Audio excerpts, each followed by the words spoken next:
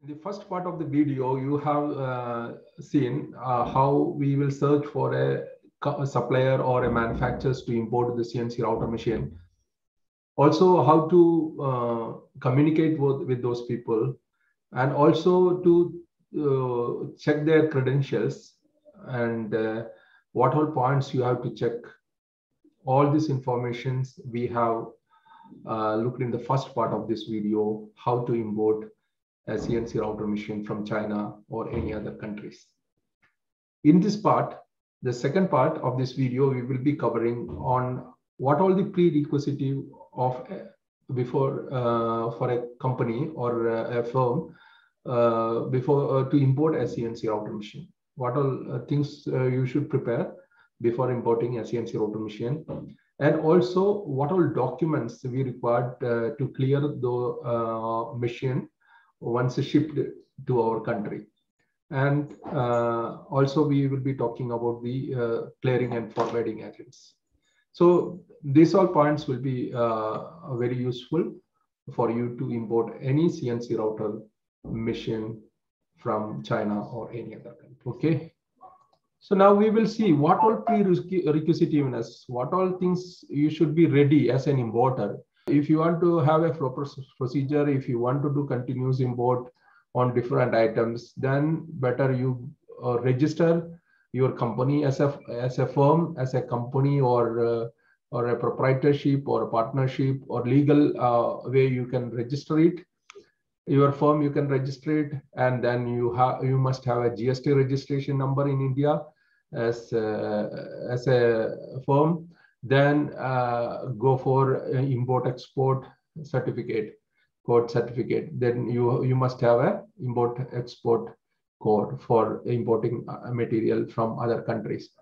Also, you must have a bank account, that is a trade account by which you can transfer amount for purchasing material from other countries. That is, for that, you must produce the pro forma invoice, whatever the terms you spoken with the supplier.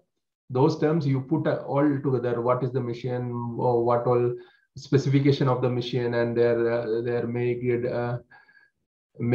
and brand, or if it is there, or what all specification or model number, everything you mention in the pro forma invoice. Then HSN code is a common code used to identify classify the different kinds of material. That HSN code also you have to mention. Then delivery and payment details also you have to mention that, how many days you are going to deliver it, and what all the payment terms regarding that, and what the mode of shipment, and what of the mode of payment, and which bank we have to, all the details about the bank where the money has to go, who is the beneficiary of that amount. All this information we have to put in the pro forma invoice and to give to the bank to transfer that amount which is specified in the PI. If it is advanced, then you have to initially do the advance and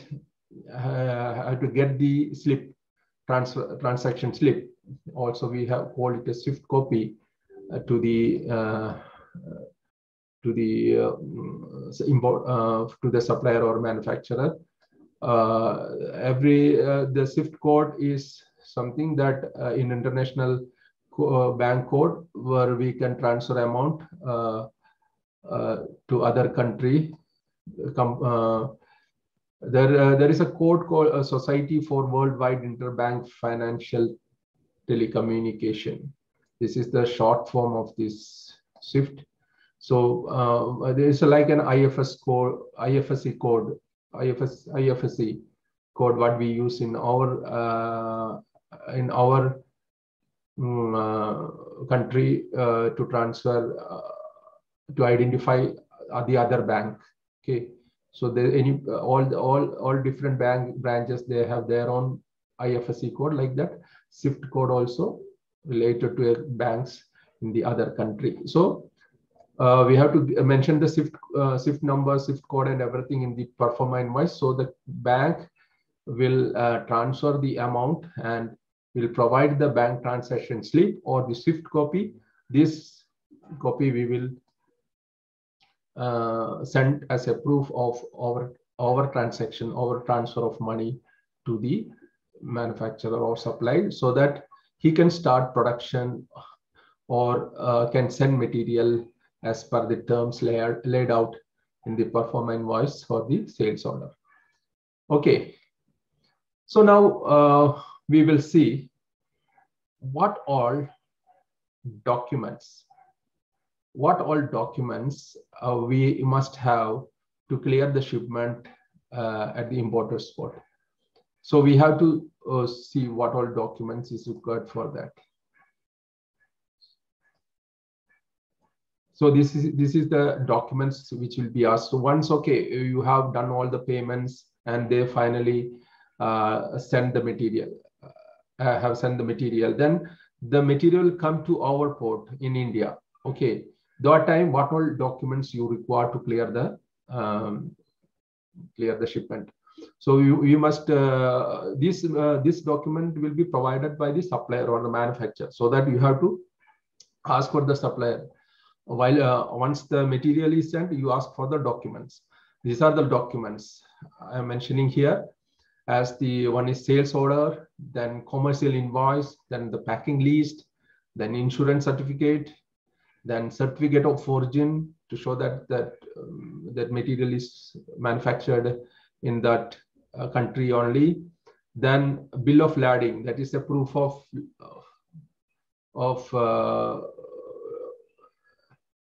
material loaded in the ship. Okay, so there is two ways there. One is original bill of lading is there. Another one we can surrender. We need to show the original bill of lading in the customs. You can show a surrendered or telex copy also. That provision also available. And then other than this, you may have to produce a declaration or any other documents as asked by the customs people. So this is as one of their request we may have to produce. So this 6 document is a common one generally used, and other than this, some declaration or something, if the customs people are asking, you may have to produce. Even they may ask your IE code certificate, GST certificate, PAN card copy, or anything, or bank statement or anything. If they ask to show the proof of your transfer of the amount to the other country, you may have to produce while clearing the document, clearing the consignment. Okay, so so once you put the order to the manufacturer or supplier, you may have to see that these kind of documents are sent at the same time to you, so that you can produce this material to the customs while clearing the material.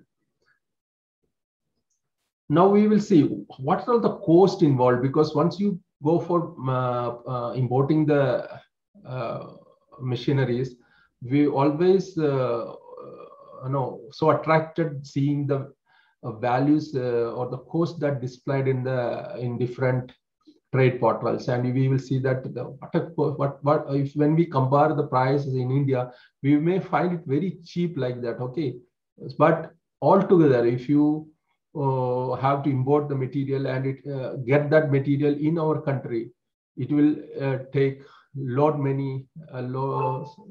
much more money to add into that cost. Actually, it is the price. What they are showing is the price of the material at their price.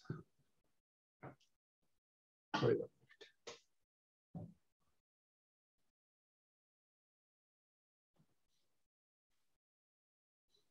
Actually, it is showing the price of the material at their country. If you add other than that, what all cost will be added while you importing the material, you will see that is the cost involved.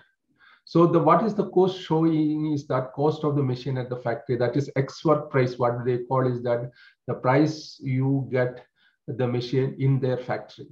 After that, you may have required, if you have agreed with the X works terms, then you have to pay for the local transportation from their factory to the airport. Then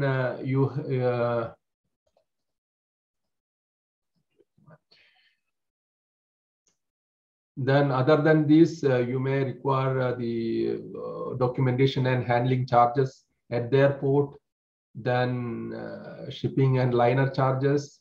Then after the material reaches here, then you have to pay for duty to be paid. That is as per the bill of entry. The customs will give you the bill of entry according to the HSN code, and the total duty maybe is generally nowadays it's around 26.85%. That is for the CNC router. Generally in these three HSN code, the CNC routers are imported to India. Sorry, imported to India. So HSN code and this is the total. So if the price of your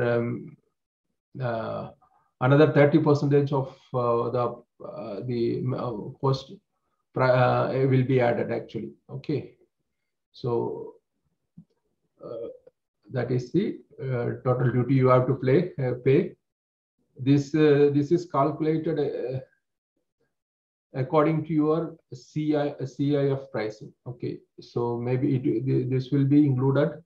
This 30%, this 26.85 is calculated on top of the cost of the machine plus the insurance plus freight. On added to that three things, 26.85% will be added. So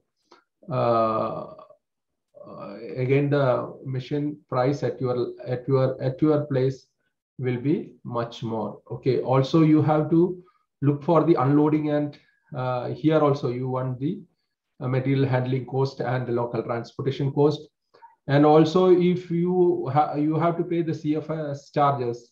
CFS charges is when you are doing the LCL container cargo, then that cargo is taken to a CFS, that is container freight station to be stuff, taking out the material and keeping it there to valuation. Okay, so there will be some charges, such as CFS charges will be there. If you have using a full container, then container you can use till the time the material is delivered at your place. So there will be some rent for that container that you have to pay, and also C&F agent service charges you have to pay for who is going to help you to do all these things. You may depute as C&F clearing and forwarding agent to help you to do all these things. So they will have their own charges. So all these things add together only will be the final cost, which is going to be for the machine at your place. So this information will be very helpful to you before importing a CNC router machine to India. And clearing and forwarding agents, you can look for them. So they can help you to, even if you want to pick up the material from the customer, the manufacturer's factory itself, you can do. They will help you on that. They may help you to find the best shipping liner, ship or liner, so that they can negotiate the price on it, and also can help with all kind of documentations in clearing, and also arranging the transportations, local transportations, and getting the material in good good conditions with very less cost at your place. So you can look for find a reliable clearing and forwarding agent at your place, so that they can help you to import the material very comfortably to you, because this all information is it will help you. Whatever the informations I have provided here will definitely help you. These all informations will definitely help you to going for import of CNC router machine. Okay, so hope that you got a bird's eye view about the importing of CNC router machine. And if you want to go for the CNC router machine, this is the overall information that you require. If you want to go into detail, better you go and find out the person who can help you. That is the agents available for this kind of things, and you can contact them. They will able to give you more precise information according to the situations and the timing. No, because these all things may change with time to time, and also new rules coming day by day, and the situations between each countries are also changing. So there may be some restriction or some problems. They really can help you out to get the import done without much problem. Hope that this information is going to be very useful to you. And I'm like to introduce myself. I am Pradeep Kumar KP. I am a CNC router success coach. I am here to help more than 100,000 of people who have no proper guidance how to start a new business based on CNC router machine, and also for those people who have already invested in CNC router machine and stuck with problems in running and scaling of the business. I help people to achieve revenue 1x, 2x, 4x, 6x terms depending upon their investment in the CNC router machine, the way they want to grow. I can really help them to grow to 6x revenue per year in a CNC router machine. I'm also conducting a free webinar in every week, so that if you want to have a lot of information regarding what I do, and also to gain a lot of free information, you can also register for my webinar. The link has been provided below, and also my website also is given. More about me, and also to contact me in my email ID or through my Telegram group or Facebook group. Thank you very much. Thank you for listening, and all the best.